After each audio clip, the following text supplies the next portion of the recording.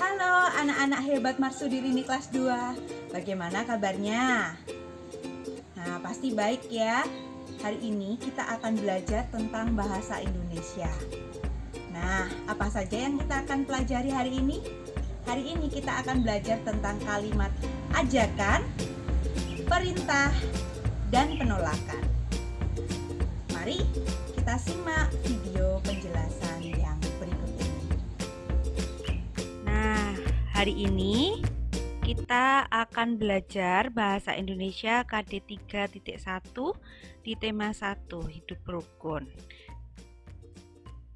Nah, anak-anak, yang kita pelajari kali ini ada 3 bab, yaitu kalimat ajakan, perintah, dan penolakan.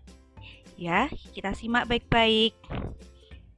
Kalimat ajakan isinya mengajak atau meminta orang lain melakukan sesuatu. Ciri kalimat ajakan biasanya disertai dengan kata ayo atau mari. Nah, kita lihat ya percakapan ini. Jonas, ayo kita bermain bola basket di lapangan. Nah, kata ayo adalah ciri khas untuk kalimat ajakan. Di pembelajaran kedua, kita mempelajari tentang mengidentifikasi kalimat ajakan dalam teks percakapan. Kamu tentu sering bermain dengan temanmu, bukan? Nah, ketika mengajak teman bermain, gunakan kalimat ajakan yang baik ya. Jika teman tidak mau bermain, kamu tidak boleh memaksa. Nah, kita lihat contoh kalimat ajakan dalam percakapan Bu Marta dan Lito.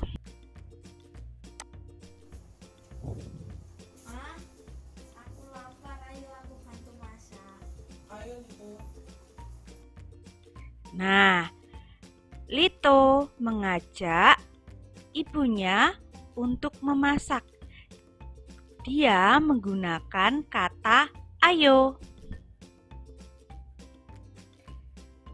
Di pembelajaran ketiga, kita mengidentifikasi percakapan berisi kalimat ajakan. Nah, kalimat ajakan dapat diucapkan dalam percakapan, sama seperti yang dilakukan oleh Ibu dan Lito. Saat menulis percakapan, perhatikan hal berikut ini ya. Yang pertama, permasalahan apa yang akan dibicarakan. Nah, kalau tadi si Lito lapar, dia mengajak ibunya untuk memasak. Nah, itu adalah permasalahan. Permasalahannya apa? Si Lito lapar. Ya. Yang kedua, penulisan huruf besar dan tanda baca. Ketiga, penulisan kata yang tepat. Di pembelajaran keempat, kita akan belajar menyebutkan kalimat ajakan dalam lagu. Kita dengarkan lagu Menanam Jagung berikut ini dengan sungguh-sungguh ya. Coba perhatikan liriknya.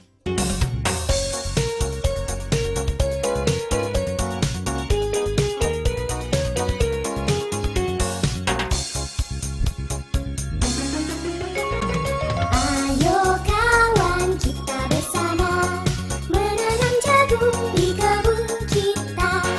Ambil cangkulmu, ambil tongkurmu, kita bekerja tak jemu-jemu. Cangkul, cangkul, cangkul yang dalam, tanah yang longgar jagungku tanam. Kalian sudah menyimak lirik lagu Menanam Jagung. Adakah lirik yang merupakan kalimat ajakan? Nah, menyebutkan kalimat ajakan dalam lagu. Isi syair lagu anak ada yang berisi ajakan, larangan, atau perintah. Kalau kalian tadi sudah memperhatikan video lagu tentang menanam jagung, di situ terdapat ajakan untuk menanam jagung bersama. Nah, pada lirik lagu tadi itu adalah kalimat ajakan. Pada lagu yang berisi kalimat ajakan biasanya terdapat kata ayo atau mari. Jika tadi lirik pada lirik lagu Jagung, Menanam Jagung, itu ada ayo kawan. Nah, berarti itu adalah kalimat ajakan. Untuk pembelajaran kelima, kita akan belajar tentang menuliskan kalimat ajakan untuk teman. Kamu tentu sudah tahu cara mengajak teman. Ketika mengajak teman, ucapkan kalimat dengan santun. Jika ajakanmu ditolak, sebaiknya kamu tidak marah. Hal tersebut dapat menjaga kerukunan. Nah, kita lihat, perhatikan percakapan Jonas dan Made. Jonas, ayo kita bermain bola basket di lapangan. Maaf Made, aku tidak dapat bermain basket dulu karena aku dipanggil oleh Pak Guru. Nah, apakah penolakan Jonas termasuk penolakan yang sopan? Bagaimana menurut anak-anak? Ya, penolakan Jonas itu termasuk penolakan yang sopan karena diawali dengan kata maaf.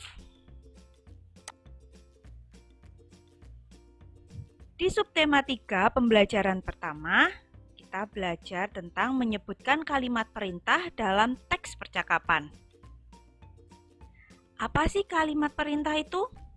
Kalimat perintah itu digunakan untuk meminta orang lain melakukan sesuatu. Nah, ciri-ciri kalimat perintah itu menggunakan akhiran lah atau kan. Dan di akhir kalimat menggunakan tanda seru, ya, seperti ini.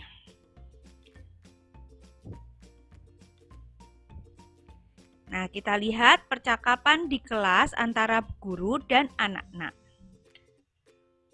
Benny, tolong bantulah ibu membawa kertas tugas ini ke ruangan guru. Baik, Bu. Nah, ini ada kata lah. Bantulah, ya. Ini adalah ciri-ciri kalimat perintah. Pada pembelajaran 2 dan 3, kita belajar menyebutkan kalimat perintah dalam teks cerita dan mengidentifikasi kalimat perintah dalam percakapan. Sebuah teks terdapat berbagai jenis kalimat. Salah satunya adalah kalimat perintah. Kalimat perintah pada teks diakhiri dengan tanda seru. Untuk mengidentifikasi kalimat perintah dalam percakapan, kalimat perintah sering diucapkan dalam percakapan sehari-hari. Perintah dalam percakapan memiliki arti yang berbeda-beda. Kita lihat percakapan antara Lito dan Ibu. Lito, tugasmu sudah selesai. Sudah, Ma. Tolong sapu lantai ya. Ya, Ma. Nah, Ibu menyuruh Lito untuk menyapu lantai. Nah, itu adalah kalimat perintah. Nih, contoh percakapan antara guru dan murid. Sebelum ujian, simpanlah buku catatan di dalam tas.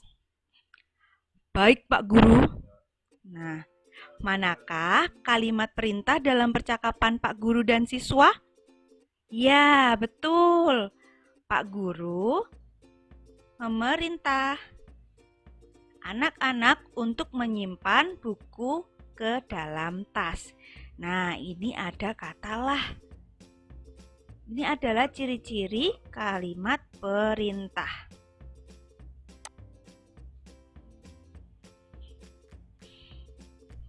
Membuat kalimat perintah di lingkungan sekolah.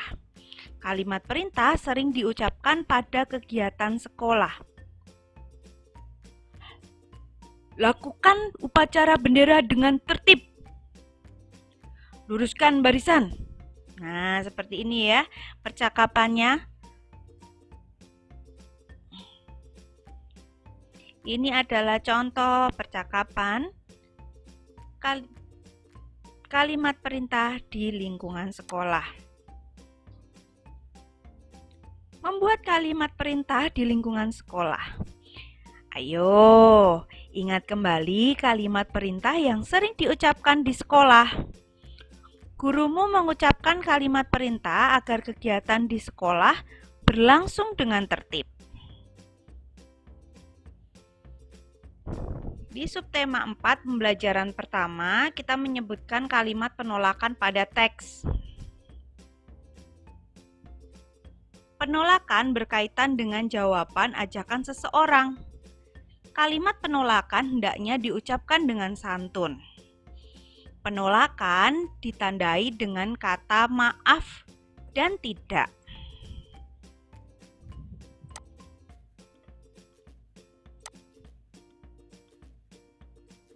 Mengidentifikasi kalimat penolakan dalam percakapan. Penolakan juga sering diucapkan dalam percakapan sehari-hari. Penolakan yang baik dapat menjaga kerukunan. Sikap tidak rukun menimbulkan pertentangan dan perselisihan. Menyebutkan kalimat penolakan dalam percakapan. Penolakan berkaitan dengan ajakan atau pemberian dari orang lain. Penolakan hendaknya diucapkan dengan santun untuk menjaga kerukunan. Penolakan yang baik dapat menghindari perselisihan. Nah, kita lihat contoh percakapan berikut ini. Ayo bermain bola ke lapangan. Maaf, Dedi, aku harus segera pulang karena ada tugas rumah yang harus kuselesaikan.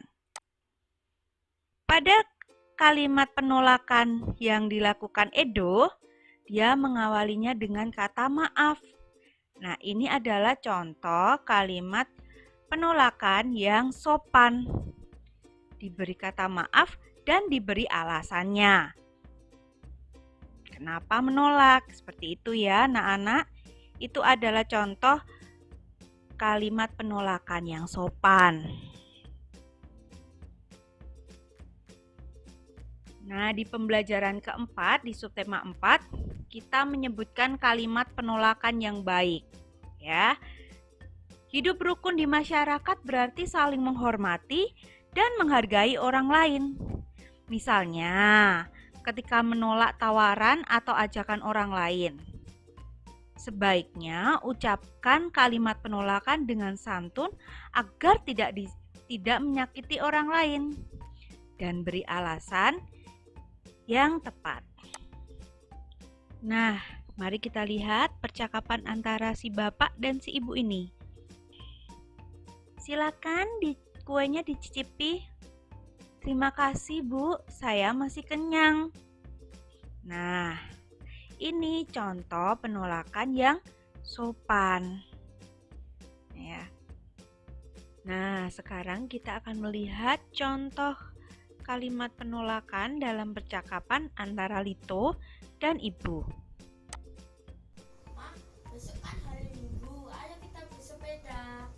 Maaf Lito, Mama banyak kerjaan. Kamu bersepeda dengan ayah saja ya. Ya, Ma. Nah, itu adalah contoh penolakan yang sopan. Diawali kata maaf. Anak-anak, kamu sudah mengetahui pentingnya cara menolak untuk menjaga kerukunan, yaitu dengan cara yang santun. Ucapkan kalimat penolakan dengan santun dan sopan. Jangan lupa diawali dengan kata maaf supaya tidak menyinggung orang. Nah, kalian sudah mempelajari 3 materi, yaitu kalimat ajakan, kalimat perintah, dan kalimat penolakan. Gunakan setiap kalimat dengan baik dan sopan. Sekarang tugas kalian adalah mengerjakan tugas-tugas yang sudah di-share oleh ibu guru di aplikasi Siswa Media. Kerjakan dengan semangat dan teliti. Sampai jumpa anak-anak. Bye.